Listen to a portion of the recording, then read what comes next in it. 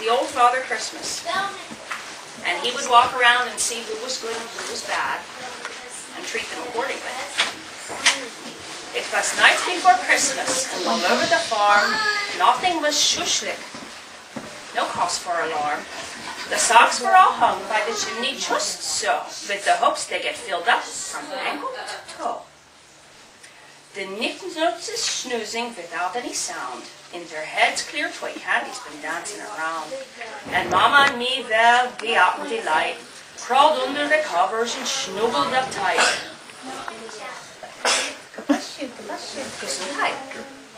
Then from the outside, we heard something fierce that made open our eyeballs and rattled our ears. There was crashing and banging, and could it be true? Did our ears deceive us, or was that a moo? Then off to the window we ran in the dark, kicked the dog accidental, he started to bark. Then we looked through the window, coming in through the gate. It wasn't one more, we saw it was 8.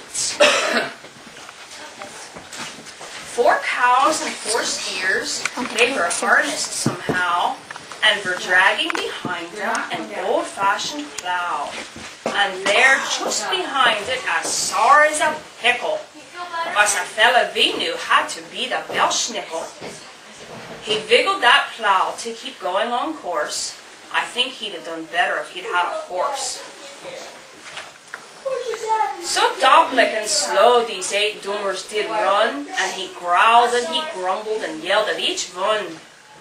Now Jakey, now Becca, now Rachel, Josiah, on Menno, on Sarah, Esther, Obadiah. And watch where you're going, there's nothing unwiser than stomping your hooves into stray fertilizer. Ew. They got through the barnyard without any hitch, and the Belsnickle grumbled and raised a big switch. Climb up on that roof now, and you make it snappy. You don't want to make me no more unhappy. Knocked off on that trellis, then to the porch roof, and don't get no ivy vines caught in your hoof. I'll get awful grishlik if you make me fall. So clamber up, clamber up, clamber up all. Like the chickens all look, then to fly they're trying, or the mess kids are making, then shoes they are tying. So clumsy they climbed up an inch with each moo, but somehow they made it, and it wonders me too. And then in a twinkle we heard on the roof each cow that was rooching round, stomping its hoof. The cracks of the roof timbers filled all our ears, 'cause it just wasn't built for 4 cows and 4 steers. By now all the kiddies had run in our room, frightened by all of those cracks and those booms. To tell them what happened I was going to begin. Then chumpin' chizooey, the ceiling fell in. Down came the Belsnickle, plop in our bed, a few shingles making down right on its head. And then we looked up through the hole in the ceiling. It was just a little bit worried we're feeling.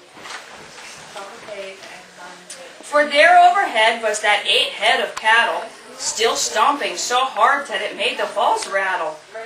We felt as if we'd all been cursed and were hexed, and that cows would fall down into our bedroom next.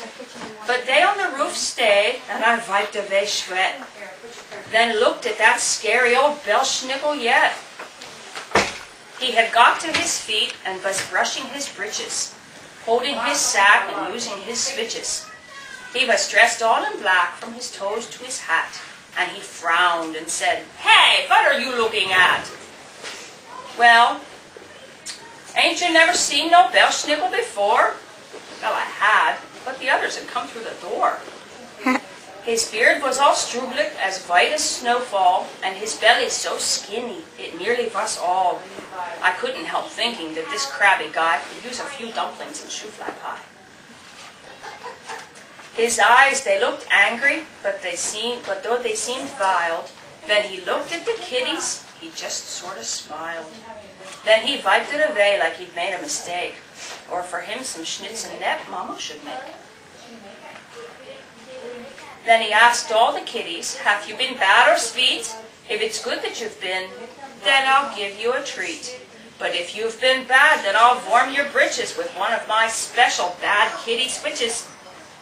They said they'd been good, and for telling the truth. Still he glowered at Amos, he grimaced at Ruth.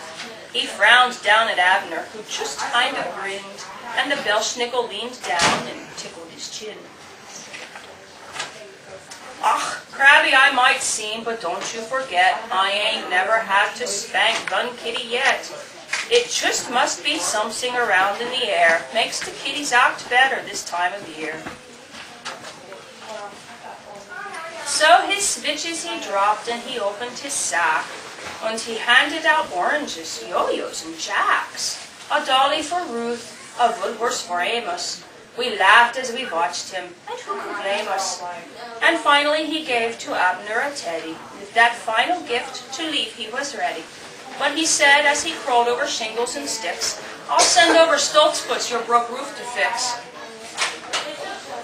Then he chunked the hole through up to his baiting plow, and he yelled to his livestock, "Get going, and now, down to the ground without no complaint, until we get done and the house is all ate."